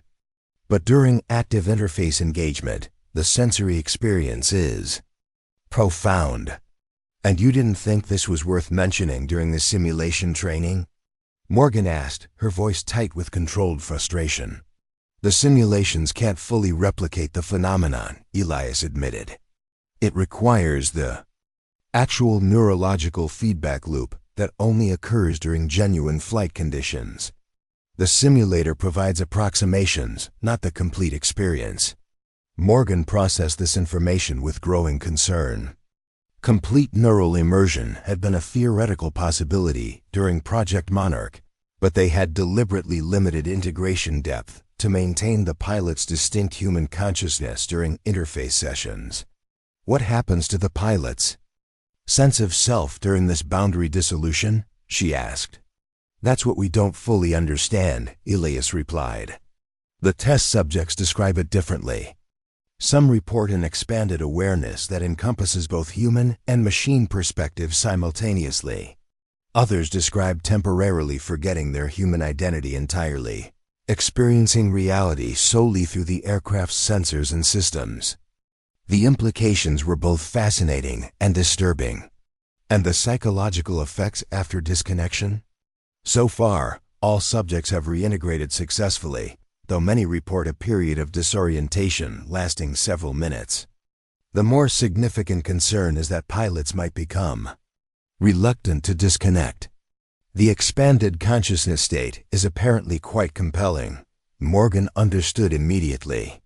The neural interface had always carried the risk of psychological dependency. The enhanced perception and capabilities it provided created a stark contrast with normal human limitations. Complete boundary dissolution would magnify that risk exponentially. "I should have been informed of this before agreeing to the demonstration," she said. "You're right," Elias conceded. "But I feared you might refuse to participate if you knew the full extent of the prototype's capabilities. And we need you, Morgan. You're the only pilot with the neural adaptation and training to handle this system safely while countering whatever sabotage Vega attempts." Morgan recognized the manipulation in his reasoning, but also the genuine concern behind it. Elias had always been torn between scientific ambition and ethical caution, pushing boundaries while trying to anticipate consequences. "No more surprises," she said firmly.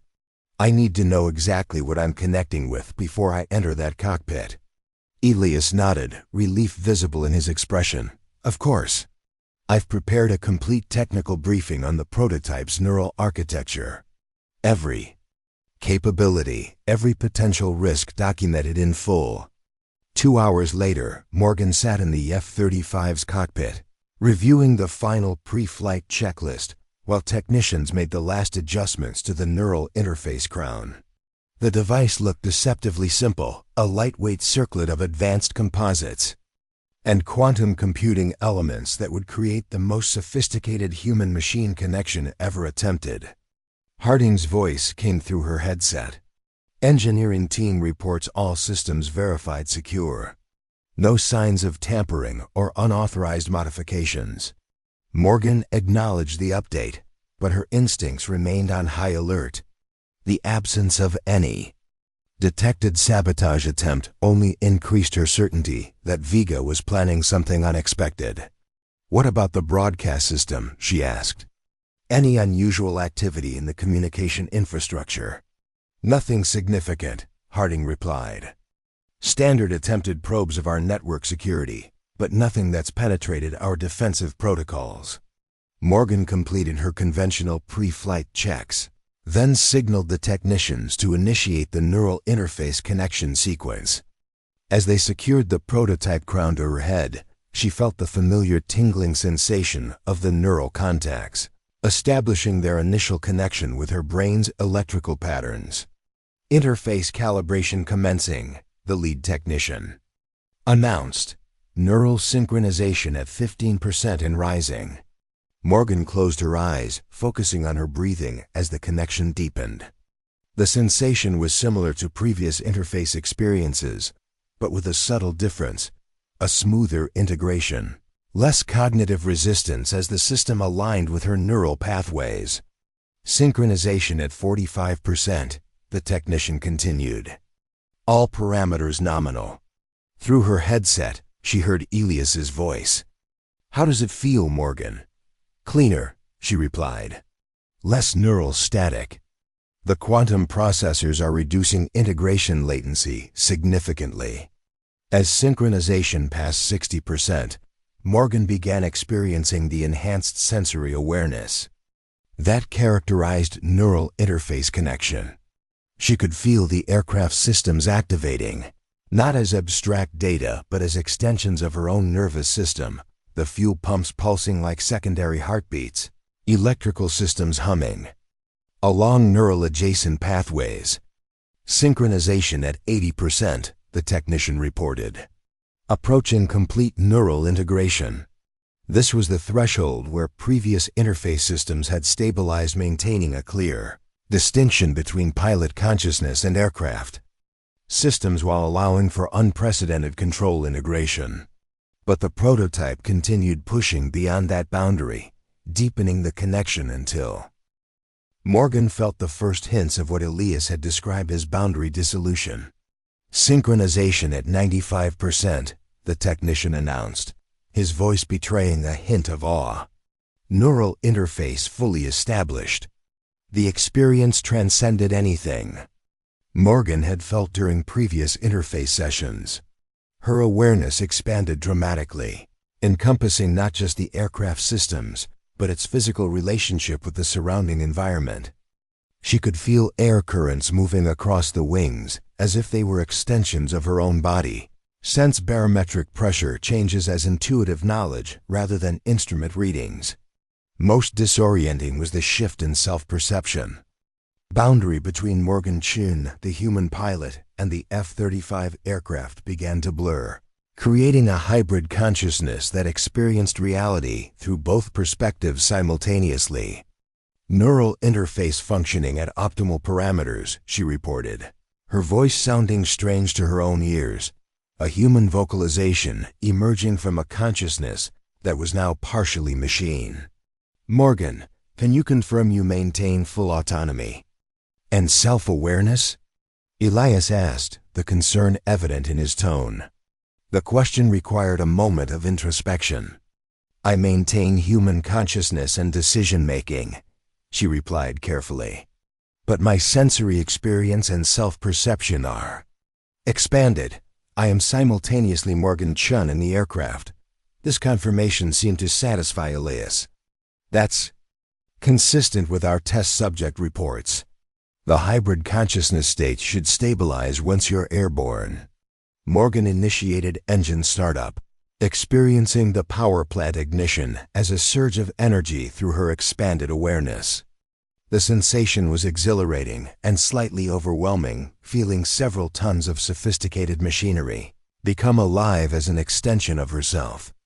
Commencing takeoff sequence, she announced, taxiing toward the runway with movements that felt as natural as walking. As the aircraft accelerated down the runway, Morgan experienced the forces not as a pilot strapped into a cockpit, but as an integrated system responding to its own commands.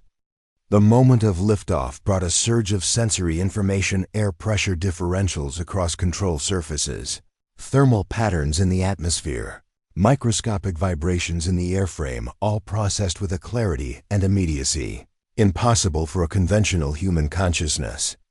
Neural interface maintaining optimal integration, she reported as the F-35 climbed rapidly toward its assigned altitude. Sensory resolution exceeds all previous systems by approximately 300%. Through this enhanced perception, Morgan detected something conventional instruments couldn't: subtle electromagnetic anomalies in the communication system connecting the test aircraft to the ground station. The irregularities were barely perceptible, even through the neural interface, but they didn't match any normal operational patterns. I'm detecting unusual signal characteristics in the COM system, she reported. Possible external interference or embedded code execution. Harding's response came quickly. Our security monitors aren't showing any anomalies. What exactly are you sensing? Morgan directed her expanded awareness toward the communication subsystems, examining the signal patterns with neural precision. Microfluctuations in the encryption protocols. Something's attempting to establish a secondary access channel within the primary communication stream. A piggyback intrusion, Elias concluded. They're using our own broadcast signal as an attack vector. The strategy was ingenious in its subtlety. Rather than attempting to penetrate the heavily secured aircraft systems directly, Vega had targeted the demonstration's broadcast infrastructure, the one element that had to remain connected to external networks to fulfill the demonstrations. Public relations purpose. Can you isolate the intrusion? Harding asked. Negative, Morgan replied. It's embedded too deeply in the communication protocols. But I can contain it within a partitioned subsystem to prevent it from reaching critical flight controls. Using the neural interface's direct integration with the aircraft systems, Morgan created a virtual firewall around the compromised communication module, isolating it from flight-critical systems while maintaining the broadcast capability essential for the demonstration. "Intrusion contained," she reported. Proceeding with mission parameters. The F-35 banked toward the Sierra Nevada mountains, where the simulated rescue scenario awaited.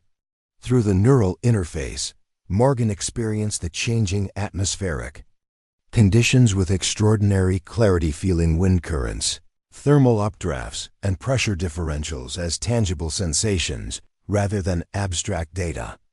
As she approached the mountain range, the prototype interface revealed its most remarkable capability. Morgan could literally sense the optimal flight path through the complex terrain, not as calculated trajectories, but as intuitive knowledge, like a bird instinctively understanding air currents and wind patterns. "Initiating canyon approach," she announced, guiding the aircraft into a narrow passage between towering granite walls. The maneuver would have been extremely hazardous for a conventional pilot relying on instruments and visual cues, but through the neural interface, Morgan navigated with unprecedented precision. The aircraft responded to her neural commands with zero latency, adjusting to changing wind patterns before they could disrupt its flight path. "Incredible," she heard one of the engineers murmur over the communication link. "She's flying through passages barely wider than the aircraft's wingspan." Morgan was only peripherally aware of the broadcast aspect of the demonstration. Her consciousness was too immersed in the expanded perception the neural interface provided. She could feel air molecules flowing across the aircraft's surfaces, sense minute changes in air density that affected lift and control response, adjust to thermal currents with microscopic precision. As she navigated deeper into the mountains, approaching the simulated crash site, Morgan detected a subtle change in the contained intrusion signal. Whatever code Vega had embedded in the communication system was evolving, attempting to adapt to her isolation measures. "The intrusion is becoming more aggressive," she reported, attempting to breach the containment barriers. "Can you maintain isolation?" Harding asked. "Affirmative, but it's requiring more active intervention. The code is sophisticated. It learns and adapts to countermeasures." This was Vega's true sabotage strategy, not to disable the aircraft immediately, but to create an escalating challenge that would force Morgan to divide her attention between flying the complex mountain rescue mission and defending against an increasingly sophisticated cyber attack. As she located the simulated crash site, a remotely piloted drone positioned on a narrow mountain ledge, the intrusion attempt intensified dramatically. Through the neural interface, Morgan could literally feel the malicious code attempting to penetrate deeper into the aircraft systems, probing for vulnerabilities with an almost organic persistence. Vega's code is targeting the neural interface itself, she realized, sensing the attack's changing focus. It's attempting to create feedback loops in the neural connection. Elias's voice came through with immediate concern. "Disengage the interface. Switch to conventional controls immediately." "Negative," Morgan responded. "Conventional controls are insufficient for this terrain, and disengaging now would allow the intrusion to spread through secondary systems." She was caught in a dangerous dilemma. The neural interface made her uniquely vulnerable to Vega's specialized attack. He had designed the code specifically to exploit the connection between human consciousness and machine systems. But that same interface provided the enhanced capabilities necessary to complete the mission and demonstrate the technology's potential. "I'm going to reverse the attack vector," Morgan decided. "Use the neural connection to trace the intrusion back to its source." "That's too dangerous," Elias protested. "You'd be exposing your own neural patterns to potentially harmful code." It's our only option for identifying who's working with Vega, Morgan countered. And I understand his code architecture better than anyone. I trained on both systems. Remember? Without waiting for further debate, Morgan directed her expanded consciousness to the neural interface, following the intrusion signal back through the communication channels. It was like swimming upstream through a digital river, tracing the code to its origin point while simultaneously maintaining precise control of the aircraft through treacherous mountain terrain. The experience was disorienting even with the enhanced neural integration, her consciousness divided between physical flight control and the abstract realm of digital code. But the prototype interface's quantum processing capabilities allowed her to maintain both awareness streams simultaneously, tracking the intrusion while executing the complex flight maneuvers required by the rescue demonstration. I've located the attack origin, she reported after several tense minutes. Signal is routing through 7 proxy servers, but ultimately originating from a facility in Shanghai. Coordinates transmitting now. Harding's voice came back with grim satisfaction. Confirmed. The location matches a known Tianjin Advanced Systems Research Facility. We've got them. As Morgan completed the simulated rescue approach, hovering the F-35 with helicopter-like precision near the drone crash site, she felt the intrusion code change again, shifting from infiltration attempts to a more direct attack. They know we've traced them, she warned. Intrusion is now attempting to overload the neural interface with feedback signals. The sensation was immediate and jarring artificial neural patterns designed to create dissonance with her own brain waves, inducing disorientation and sensory confusion. Through the interface, Morgan could feel Vega's intimate knowledge of neural architecture in the attack's design. It targeted specific cognitive vulnerabilities he had identified during their comparative testing years ago. Morgan, your neural readings are showing dangerous spikes, Elias reported urgently. You need to disengage now.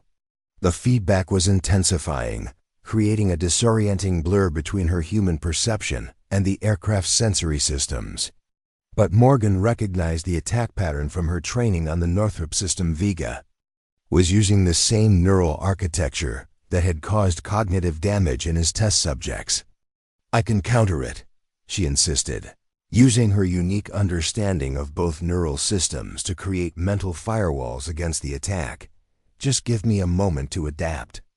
Drawing on her specialized training, Morgan restructured her neural engagement, with the interface creating alternative pathways that bypassed the connections Vega was targeting. It was like rewiring her own brain's relationship with the aircraft in real time, something only possible because of her extraordinary neural adaptability. Neural stabilization reestablished, she reported after a tense 30 seconds. I've reconfigured the interface architecture to block the feedback attack. With the immediate threat contained, Morgan completed the demonstration mission, executing a series of maneuvers that showcased the neural interface's unprecedented precision and adaptability in challenging conditions. Throughout the broadcast, viewers worldwide witnessed capabilities that defied conventional aviation, limitations and aircraft moving through treacherous terrain with almost organic grace and intuition. Mission objectives complete, she announced, banking the F-35 away from the mountains and toward the test facility, returning to base. As she began the return flight, Morgan felt something unexpected through the neural interface, a profound reluctance to end the connection. The expanded consciousness state had become seductively compelling, making her human perspective seem uncomfortably limited by comparison. This, she realized, was the dependency risk Elias had warned about, the psychological challenge of returning to normal human perception after experiencing reality through such dramatically enhanced awareness. Morgan, your neural patterns indicate you're maintaining maximum integration depth, Elias observed. You should begin stepping down the connection in preparation for landing. She recognized the concern in his voice and the legitimacy behind it. With conscious effort, Morgan began reducing the neural synchronization level, gradually re-establishing the boundary between human and machine consciousness. The process was surprisingly difficult. Each reduction in integration depth felt like voluntarily diminishing herself, surrendering capabilities and awareness that had become briefly but intensely integral to her sense of self. Neural synchronization decreasing to 80%, she reported, maintaining professional detachment despite the unsettling transition, preparing conventional landing approach. By the time she touched down on the runway, Morgan had reduced the interface connection to minimal levels, enough to assist with landing precision, but not the profound integration she had experienced during the mountain flight. As the F-35 taxied toward the hangar, she felt the final disconnection, the neural interface powering down, leaving her entirely within the confines of human perception once again. The transition left her momentarily disoriented, her brain struggling to readjust to processing sensory information through only natural human capabilities. The cockpit felt suddenly claustrophobic, her visual field unnervingly narrow after experiencing the aircraft's comprehensive sensor array as extensions of her own perception. As the canopy opened and Morgan removed her helmet, she was met by Elias, Harding, and the technical team, their expressions a mixture of triumph and concern. "Are you all right?" Elias asked immediately, studying her with professional scrutiny. Morgan considered the question carefully, taking inventory of her psychological state. "I'm fine. The disconnection is jarring, but I'm fully reoriented to normal perception." The demonstration was a complete success, Harding informed her. Aviation authorities worldwide witnessed capabilities that completely validate the technology's safety potential. And we've positively identified Tianjin's involvement in the sabotage attempt. Morgan nodded, but her mind was still processing the profound experience of the neural interface at its full capacity. "The boundary dissolution was more significant than your briefing suggested," she told Elias quietly. "It wasn't just enhanced control or perception.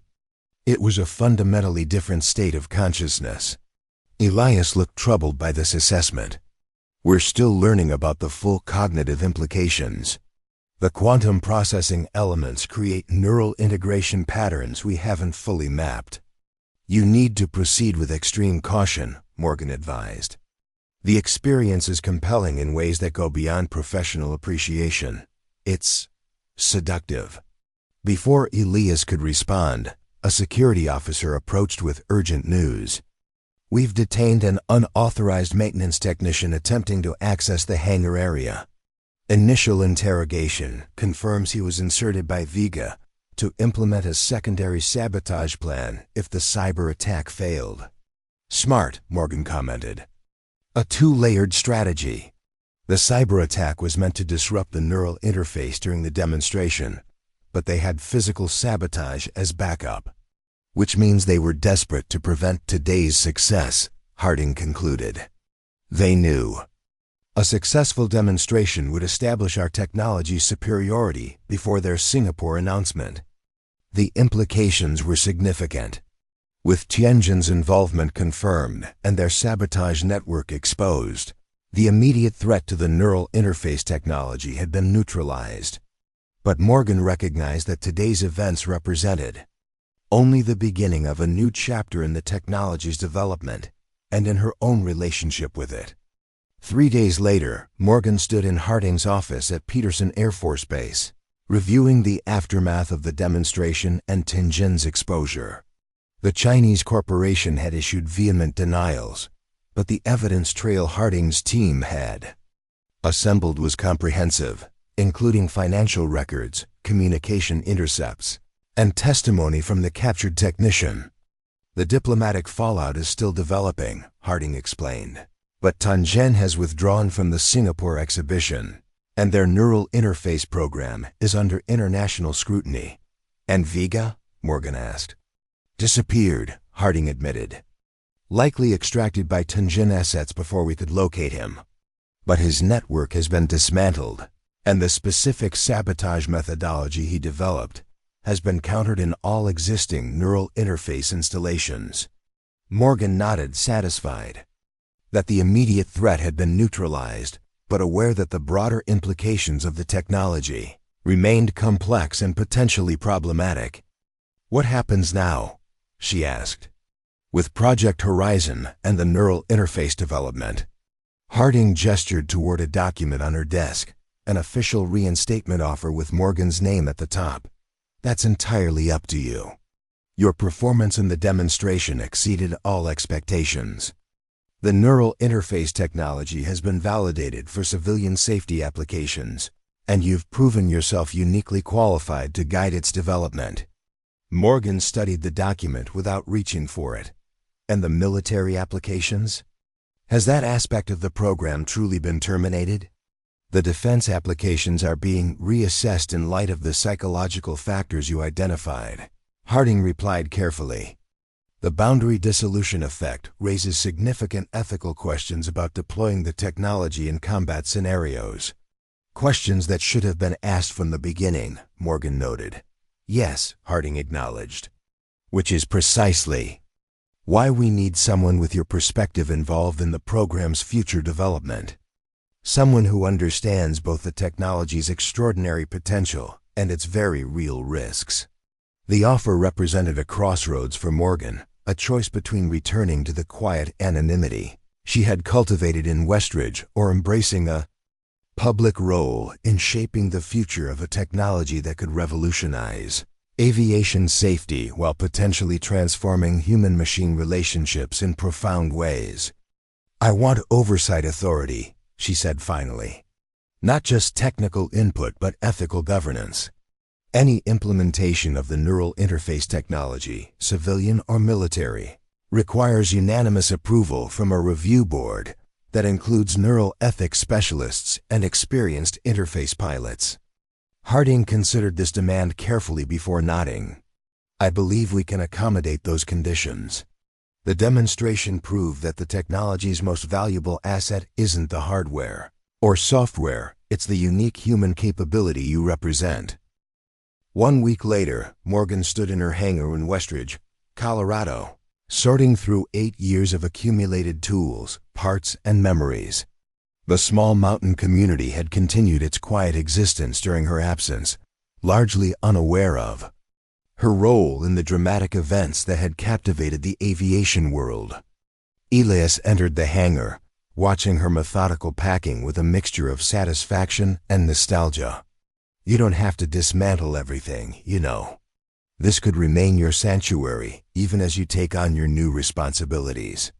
Morgan considered this possibility as she carefully wrapped a specialized diagnostic tool she had modified for her work on Dragonfly. "Perhaps, but I think this chapter of my life is closing. It served its purpose, gave me space to understand who I am beyond the extraordinary capabilities that defined my military career." "And who are you?" Elias asked. "After everything that's happened, after experiencing the full potential of the neural interface, how do you define yourself now?" Morgan paused, reflecting on the profound questions her recent experiences had raised about human identity, consciousness, and the evolving relationship between people and technology. "I'm still figuring that out," she admitted. "The boundary dissolution showed me possibilities I never imagined, a form of expanded consciousness that transcends conventional human limitations. But it also revealed the importance of maintaining our essential humanity amid that expansion."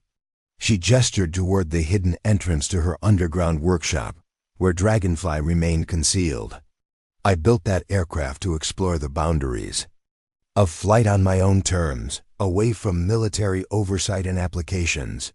Now I have the opportunity to guide the technology's development in ways that prioritize human well-being and safety rather than weapon capabilities." "It won't be easy," Elias cautioned. "The military still sees strategic value in the neural interface, and other nations will continue pursuing similar technologies with fewer ethical constraints." "Nothing worthwhile is ever easy," Morgan replied with quiet determination. "But I've spent 8 years hiding from my responsibility to ensure this technology serves humanity's best interests. I won't make that mistake again.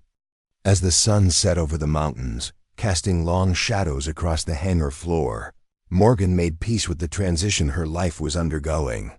The quiet anonymity of Westridge had given her space to heal and reflect, but her unique abilities carried an obligation she could no longer ignore. Some people were born with extraordinary capabilities that set them apart, not as a burden to be hidden, but as a responsibility to be embraced. Morgan Chen had spent years being invisible, concealing her exceptional gifts behind the facade of an ordinary life. But sometimes the most profound act of courage is becoming visible again, stepping into the light to ensure that revolutionary technologies serve humanity's highest aspirations rather than its darkest impulses. As she closed the hangar door one final time, Morgan knew that her journey with the neural interface technology was just beginning, a journey that would challenge conventional boundaries between human and machine while requiring unwavering commitment to preserving what makes us fundamentally human amid rapidly evolving technological possibilities. She wasn't just a passenger anymore in the unfolding future of human-machine integration. She was its pilot, navigating the uncharted territories of expanded consciousness with the wisdom that comes from understanding both the extraordinary potential and profound responsibility such technologies represent. Up next, you've got 2 more standout stories right on your screen. If this one hit the mark, you won't want to pass these up. Just click and check them out. And don't forget to subscribe and turn on the notification bell so you don't miss any upload from us.